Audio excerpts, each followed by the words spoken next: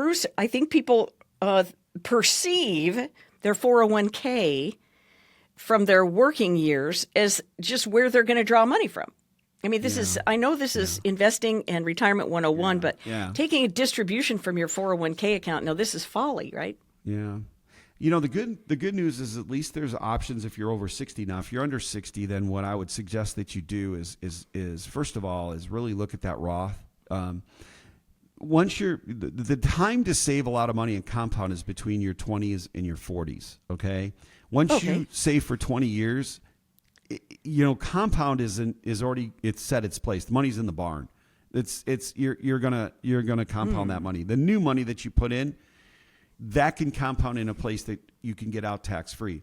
Because what'll end up happening, and what I'm seeing a lot of, like my dad said when he was on the show during Thanksgiving, is that he's seeing a 9% distribution as a required minimum distribution in his late 80s, and people are living longer now.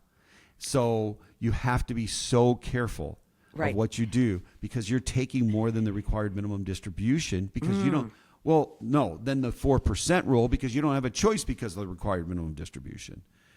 So there's Roth conversion options that we can potentially look at, but I don't like doing those when you're still working because the tax implications of it. All a Roth conversion is it says that I have all this money in an IRA. I want to convert it to a Roth IRA. And the government's going to give you 5 years to do that, but you're going to owe the taxes on it. You could pay it up in 1 year, or you can spread it out over 5 years, but you take that dollar amount. So say it's $100,000. You can do it by $20,000 a year for 5 years and pay the tax on $20,000 a year, or pay the taxes all up front at $100,000. So it's just up to you. It just depends on how much money's there, and it depends on your tax bracket. But people hate doing that, but they want it. Well, you got to, unfortunately, it's one or the other, either don't do it or do it, What do you feel? Yeah, what's your opinion on the Roth? It's been very popular the last couple of years. I hear people converting money, but you can't have that money right away. It has to sit for 5 years, right? It does. So you can't have it right away. It's got to sit That's for 5 illiquid. years. Yeah. Right. So you want to take a portion because you're going to live off of something other than your Social Security, which I didn't even say. If you max out Social Security income based on the amount of money that you earned before you retired, you're looking at a almost a $4,000 a month income at full retirement age, 67. And if your spouse was a mom, she'll get $2,000. That's $6,000 a month of income. I don't care what year you live and how old you are. $6,000 a month of income is a lot of money. That's $72,000 a year.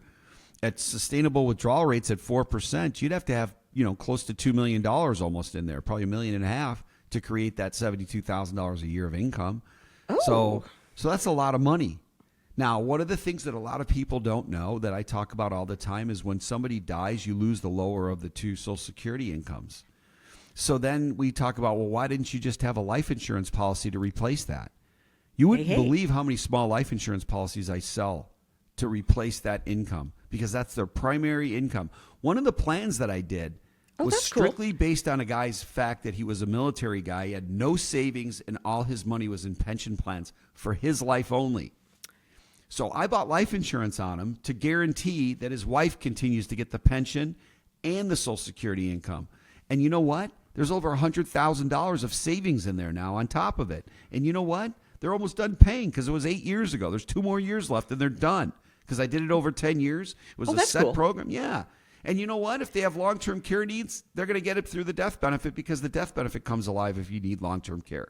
So, folks, don't listen and read so much of all this stuff in the media because they don't know what we know. We will share that with you. We'll help you.